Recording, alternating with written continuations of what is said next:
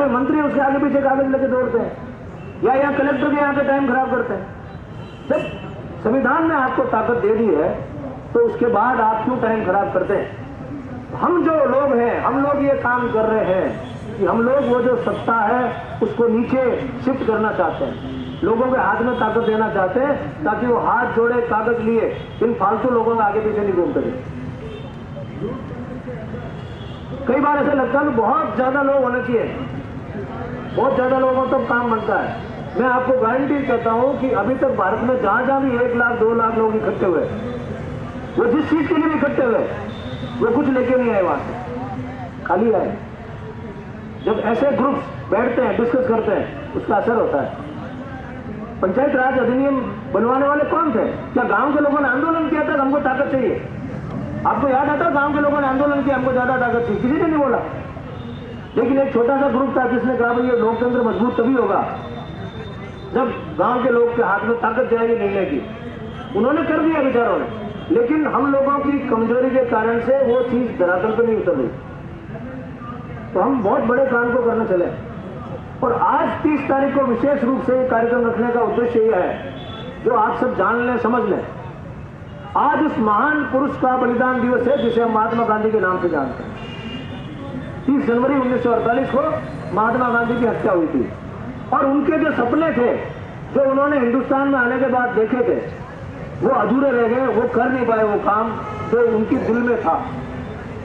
दोस्तों, महात्मा गांधी बहुत ज्यादा पढ़े लिखे व्यक्ति थे और दुनिया की हर चीज को बारीकी से समझते थे।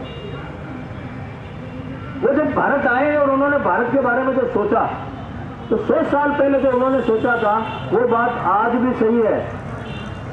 महात्मा गांधी ने यह कहा था, भारत गांवों का देश है और कोशिश ये करना कि गांव मजबूत हो।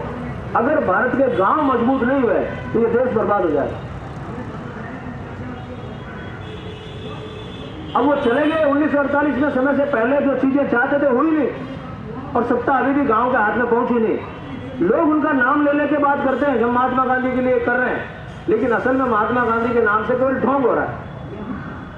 हमारे प्रधानमंत्री भी कहते हैं महात्मा गांधी को मानता हूं, हमारे मुख्यमंत्री भी कहते हैं महात्मा गांधी को मानता हूं, लेकिन महात्मा गांधी की एक भी बात को जमीन पे उतारने को तैयार नहीं। वो सारे काम कर रहे हैं जो महात्मा गांधी ने मना किया। महात्मा गांधी ने स्पष्ट कहा था कि इस देश में कभी भी पैसा कुछ लोगों के हाथ में नहीं जाना चाहिए। ये महात्मा गांधी की बात थी, जिसको संविधान में लिखा कि भारत की सरकार कोशिश करेगी कि पैसा कुछ लोगों के हाथ में नहीं चला जाए। आज इसका एकदम उल्टा कर दिया है। भारत के 1% लोगों के पास, 1% लोगों के पास भारत का आधा धन है, 50% धन 1% लोगों के पास। भारत के केवल 21 लोगों के पास, 21 लोगों के पास में 30 करोड़ लोगों के जितना पैसा है। एक तरफ 30 करोड़ लोग और एक तरफ 21 लोग। जो महात्मा गांधी ने कहा उसका बिल्कुल उल्टा किया। लेकिन महात्मा गांधी के गुजरने के बाद जब संविधान लागू हुआ, तब तक कुछ ऐसे लोग थे, आप जैसे सज्जन लोग थे, वो महात्मा गांधी को याद रख रहे थे। वो कह रहे थे कि नहीं, कुछ ऐसा करना जिससे महात्मा गांधी की आत्मा को शांति मिले। तो उन्होंने संविधान बनाया, उसने महात्मा गांधी की बातों को लिखा, और संविधान में वो सारी बातें लिखी हुई जो महात्मा गांधी चाहते थे।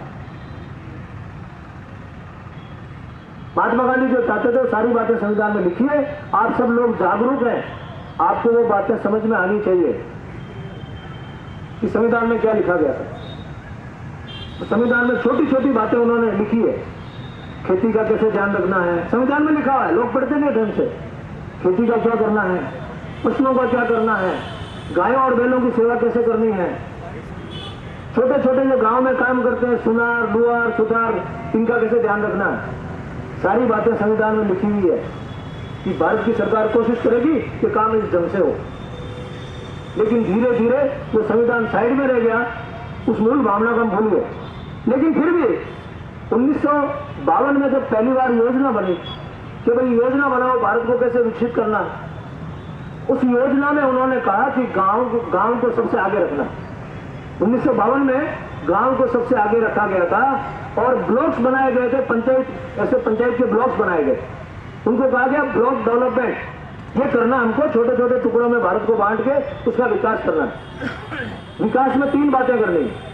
पहली बात खेती को अच्छा करना, दूसरी बात पशुपालन को अच्छा करना, तीसरी बात कुटीर उद्योगों का ध्यान करना। ये 3 बातें उन्होंने कही थी कि देश की सारी सरकारें इस पर ध्यान दें।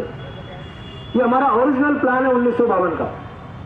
5 साल वो प्लान चला, हम आगे 1957 में।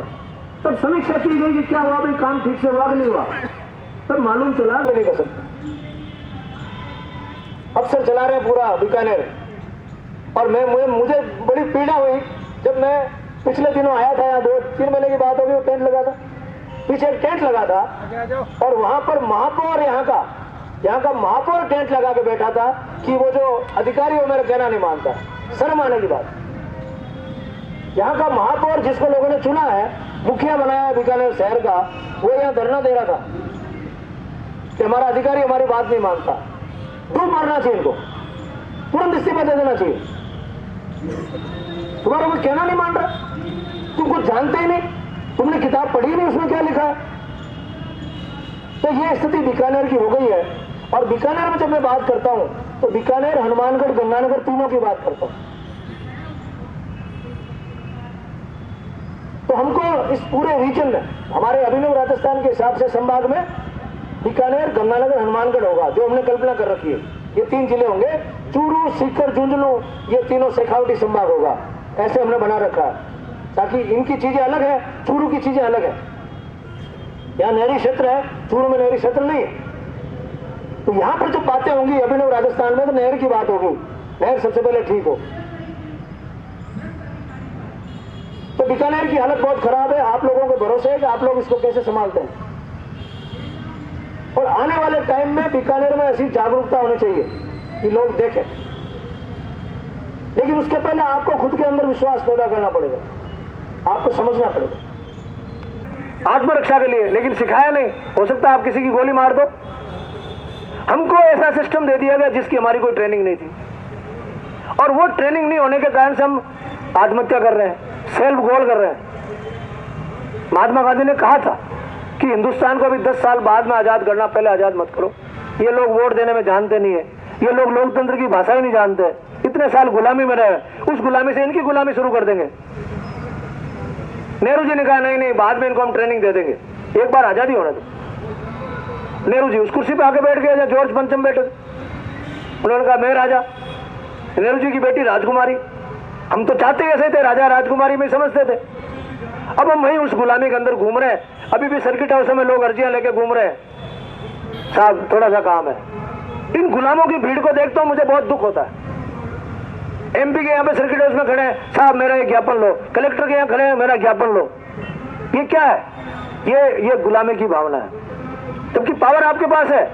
संविधान में कुछ भले लोगों ने चेंज कर दिया है कि तुम तो नहीं चाहते अपना राज, लेकिन हम आपको देना चाहते हैं। उन्होंने दे दिया, उसके बाद भी हालात। अब कोई सेठ जी अपनी दुकान के बाहर खड़े हैं और वो ये बोलेंगे मुनि मंदिर नहीं जाने दे रहा, इसको आप क्या कहोगे? सेठ जी पागल हो गया, दुकान तुम्हारी खुद की है। या फिर वो बाजार में नाचते नाचते कह रहा कि आज मेरे मुनीम ने मेरे को एक धोती गिफ्ट कर दी। अरे पूरी दुकान तुम्हारी है कि मुनीम जी की मेहरबानी एक धोती गिफ्ट कर दी।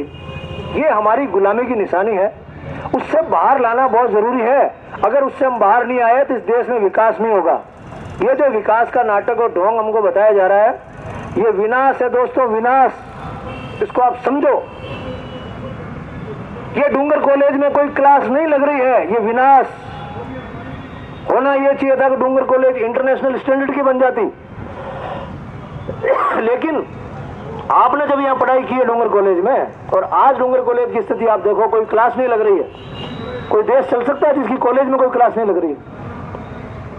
आज इंग्लैंड में जाके, अमेरिका में जाके आप किसी को बोलो कि हमारे यहाँ कॉलेज में क्लास नहीं चल रही है, वो कहेंगे तुम्हारा देश कैसे चल रहा है।